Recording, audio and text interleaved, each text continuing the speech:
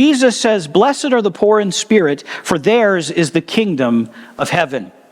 This is actually the second reason we should be merciful. We are to be merciful because we realize we are poor in spirit. What I mean by that is because we recognize this spiritual bankruptcy, that we can't make it on our own. That's what it means to be poor in spirit. When we recognize that, we begin to show mercy towards others. Because you recognize your own sinfulness, you should be patient with others' flaws. The next time that you're impatient at a restaurant or with your children, you better remember your place on the totem pole. Remember all that God has done for you. So I want everybody here to close your eyes. Imagine for a moment that you are standing in a courtroom. You are the judge.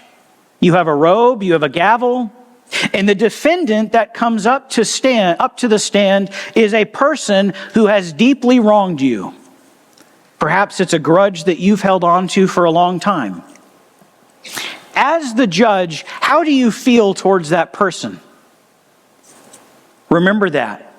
Now we're going to change the scene. Now you're the defendant at the stand. You're on trial for every sin you have ever committed. And you look up to the judge's stand.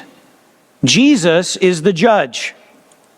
He knows your every thought, your every intent, every sin. How do you want Jesus to treat you?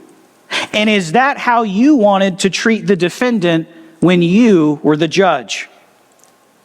But that's interesting because normally we tend to think of mercy as something that's an injustice, right? But it's perfectly just for Jesus to render a verdict of mercy to those who seek forgiveness because God's perfectly just and fair. God is not a cheat. The gospel, Jesus dying on the cross, was not God's way of cheating the system. I know sometimes it's presented that way, but that's just not the truth. Jesus died in our place as our one final substitute, meeting the requirement of God's law. God demands a wage for sin, which is death. That's what atones for sin. So Jesus fulfilled that role for us. He didn't cheat the system. If he did, if God was unfair, if it's unfair for him to do that, if he created a system of justice and then cheated that system, then your salvation's in vain. And there really was no need for Jesus to die on the cross. God could have just cheated the system without Jesus having to do that, right?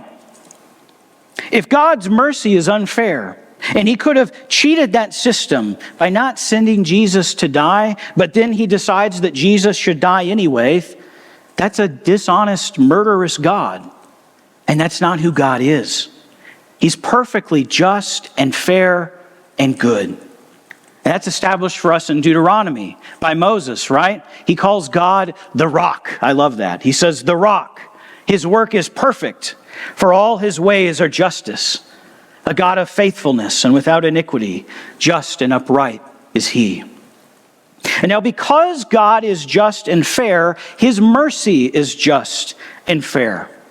And for us, Jesus himself demonstrates all throughout his ministry how to live mercifully. He healed the sick, he fed the hungry, and he forgave sinners. As disciples, our aim in life is to live in a way that honors God, that reflects Jesus. So what does living mercifully mean for us? It means that to live mercifully is God's will for our lives, and that should lead us to action. You see, living mercifully, it's not just sitting idly by. Because God has shown you mercy, you can live today showing mercy to others. Because God has shown you mercy, you can point others to Christ. Raise your hand if you woke up this morning. Right? We're all here. Even y'all in the cafe that didn't raise your hands, somebody will tell me if you did. We've all been given the chance of life, the chance of a new day, the chance to make things right with God. He's not yet allowed death to take you from this life. And because of this mercy, we should take it upon ourselves to chase after righteousness, to be made right with God.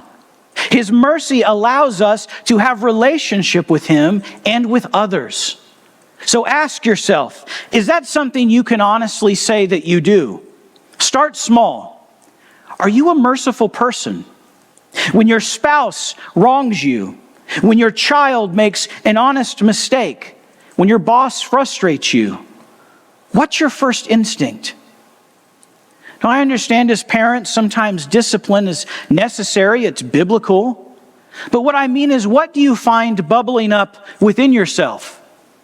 Is it mercy? Is it compassion? An opportunity to show compassion? I'm not talking about feigned pity or silent concern. I'm talking about voiced concern, where you go out of your way to show compassion and mercy to others. Think about that. And think about just how much mercy God has shown you.